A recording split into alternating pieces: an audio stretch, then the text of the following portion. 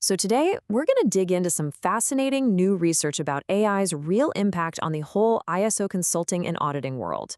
We're going to cut right through the hype and look at what the actual data says is happening to these careers. Whenever we talk about AI, it's so easy to get sucked into these dramatic, scary headlines. But the source material for this analysis, it starts from a way more interesting place. It tells us the real story isn't about mass layoffs, but something much, much more subtle, and maybe even more concerning for the profession in the long run. All right, so here's our game plan. First, we're going to unpack what this nuanced threat from AI really is. Then, we'll map out exactly which parts of the job are feeling the heat. After that, we'll dive into this hidden consequence. They're calling it the career pipeline problem. And finally, we'll talk about the window of opportunity this actually creates for you right now. Okay, let's get into it. To really understand what's going on, we have to move past all the speculation and the noise. We're looking at some fresh research from Anthropic that actually maps how AI is being used across hundreds of jobs, including right in the ISO space.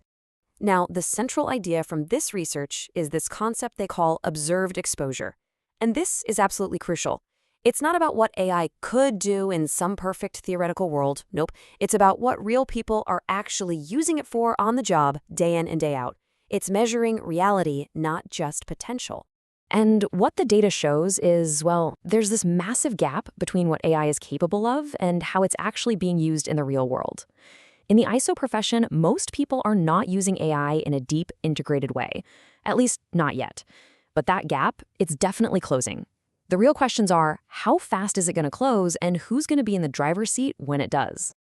So what does this actually mean for an ISO professional's day-to-day work? Let's take that observed exposure idea and apply it directly to the tasks they do, so we can see exactly where the pressure is building. Okay, now this is where it gets really interesting.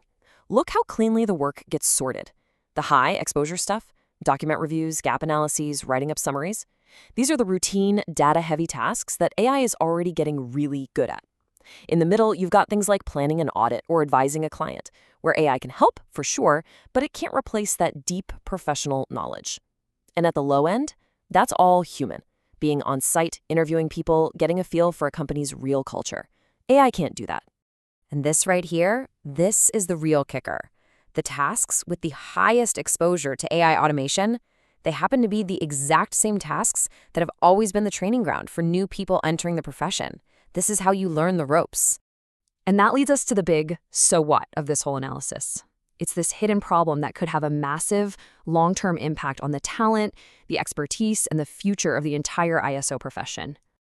And believe me, this isn't just a theory.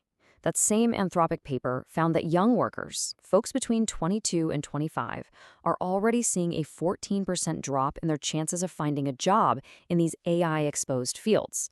See, it's not about firing people. It's about simply not hiring them to begin with. This quote from the source just nails the dynamic perfectly. It's not some dramatic, visible collapse that everyone sees on the news.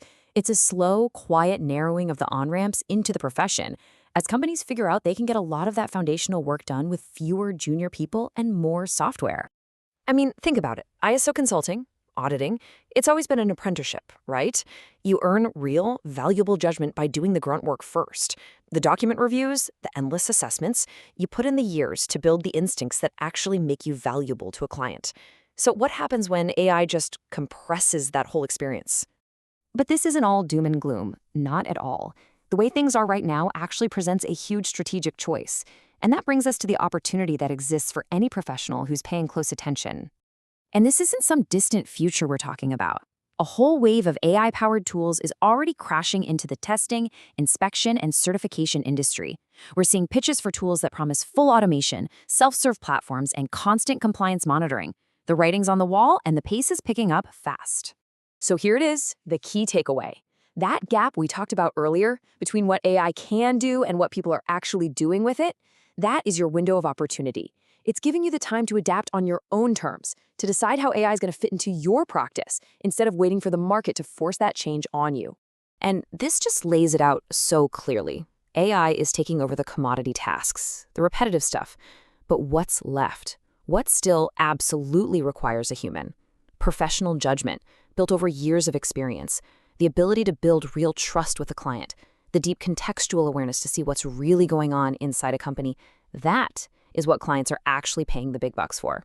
So let's be crystal clear. The debate isn't about if AI is going to change this profession. As the source material puts it, it already is. Clients are showing up to meetings more prepared, their expectations are higher, and they're way more aware of what can be automated away. So we're going to leave you with this final big question to think about. The choice is yours. Are you actively investing in the irreplaceable human skills that grow in value over time? Judgment, trust, insight? Or are you just leaning on the routine tasks that technology is quietly but very surely repricing all the way down to zero? The window to make that choice is open right now, but it's not going to be open forever.